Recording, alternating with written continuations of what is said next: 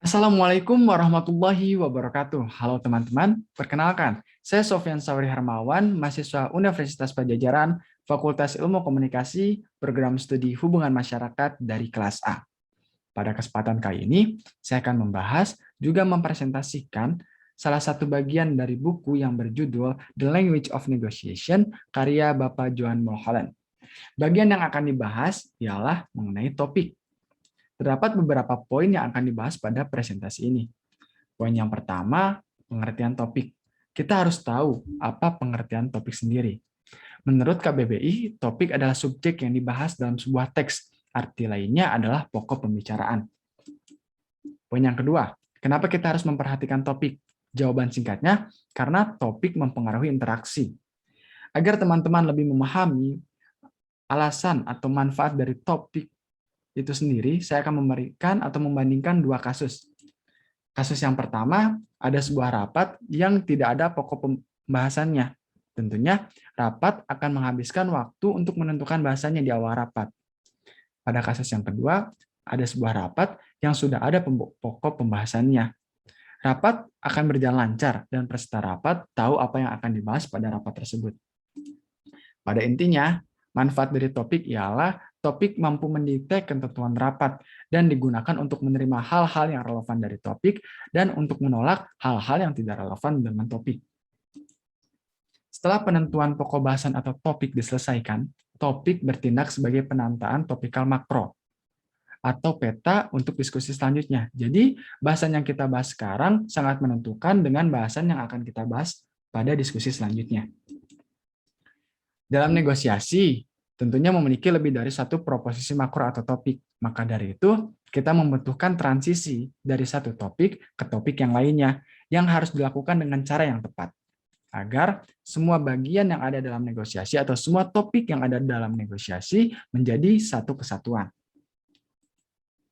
Berikut beberapa contoh kalimat transisi untuk menjembatani dari topik yang satu ke topik yang lainnya. Kalimat yang pertama ada, oke, kalau begitu. Ini menyiratkan persetujuan dengan aktivitas sebelumnya dan menandakan penghentian diskusi proposisional. Ada kalimat kedua yaitu, kalau begitu sudah selesai. Mari kita lanjutkan ke ini menggambarkan otoritas yang diambil oleh pembicara sebagai salah satu yang mampu memimpin diskusi dari satu titik ke titik berikutnya. Contoh yang ketiga ada omong-omong, menyatakan bahwa topik yang diperkenalkan tidak relevan atau cukup keluar dari yang sebelumnya. Kalimat yang keempat ada kalimat kebetulan. Ini juga menyatakan bahwa informasi selanjutnya tidak utama pentingnya. Dan kalimat yang terakhir ada, oh saya lupa memberitahu Anda. Mungkin secara harfiah berarti ingatan Anda gagal dan sekarang bekerja lagi. Tetapi orang bisa bertanya apa yang telah menggerakkan memori dan apa hubungan antara topik sebelumnya dengan topik yang sekarang. Tentunya ada dampak apabila pembicara mengajukan pokok bahasan yang tidak cocok. Dampak tersebut ialah orang lain dapat menganggap pembicara tidak efisien. Nah, setelah kita membahas pengertian, manfaat, dan juga dampak apabila kita tidak bisa menentukan topik yang pas. Berikut ada proses pembahasan topik. Dalam budaya barat, ini biasanya berarti fokus pada satu atau beberapa hal, seperti definisinya, kontras dan perbandingan dengan materi lain, kualitasnya, serta sebab dan akibat. Kita telah sampai nih kepada poin yang terakhir, yaitu poin kontrol topik, atau keadaan untuk membuat topik Anda dominan, atau cara untuk membuat topik Anda dominan. Terdapat dua sudut pandang. Sudut pandang yang pertama yaitu sebagai pembicara pertama. Pertama, pastikan bahwa langkah awal Anda membatasi pilihan responden sejauh mungkin. Anda harus bisa mengontrol sebuah topik atau menyampaikan topik pembicaraan kepada responden. Yang kedua, mengkritik apabila ada perpindahan ke topik lain.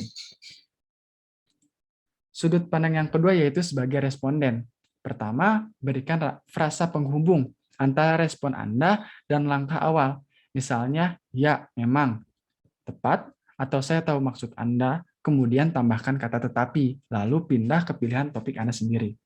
Yang kedua yaitu menyatakan bahwa ada kesamaan makna antara topik Anda dan topik pemerakarsa, atau melangkah lebih jauh dan nyatakan bahwa mereka adalah sama.